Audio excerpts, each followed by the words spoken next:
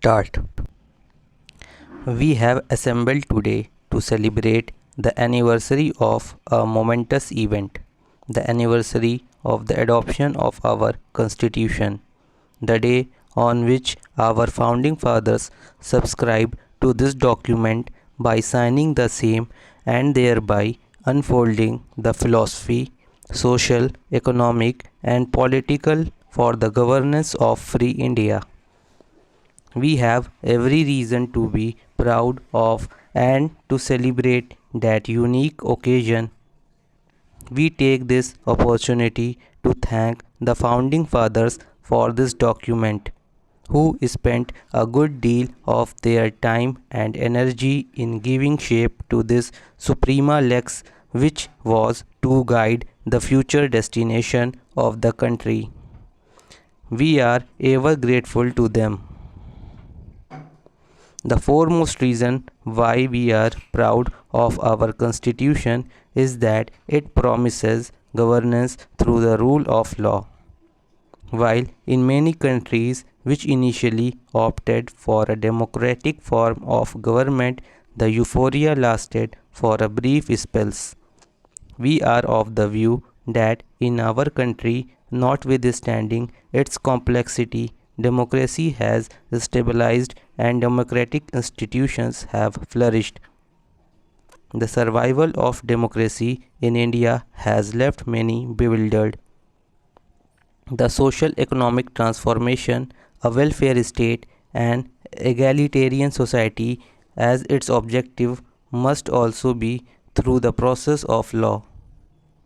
It is true that such desired socio-economic transformation through process of law has been slow.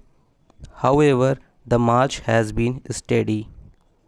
Today, rule-specific laws are being substituted by rights-specific laws. These socio-economic legislations requires a paradigm shift in the matter of interpretation of Article 14, Article 21 and Article 19 1G of the Constitution. Courts have come from formal equality to egalitarian equality to the concept of deprivation. Judicial independence is one of the essential elements of rule of law. Every civilized society has seen the need for an impartial and independent judiciary. The principle of judicial independence has acquired renewed significance since the Constitution of India has conferred on the judiciary the power of judicial review. However, keeping in mind the doctrine of separation of powers, judiciary has to exercise considerable restraint to ensure that the surcharged democracy does not lead to a breakdown of the working of the parliament and the government. The judiciary needs to work in the area demarcated by the constitution. Awareness about rights has grown while correspondingly redressal from the executive has been reduced. The executive has its own compulsions, huge population, lack of resources, high inflation, global economic region, etc. As a consequence, litigation has multiplied. Despite commendable achievements in terms of disposal, which I will presently demonstrate, the challenge is and should be for zero pendency, in which direction a lot needs to be done. Tackling the growing and complicated social problems has become a common feature.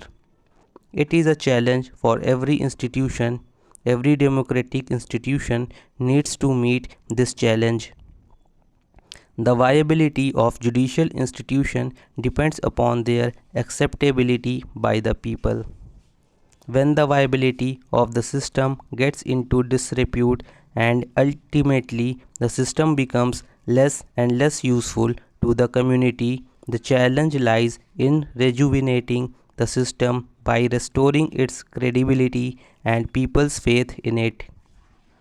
Thus, the foremost challenge to the judiciary today is a viability of the system. Citizens approach the court only when there is confidence in the system and faith in the wisdom of the judges.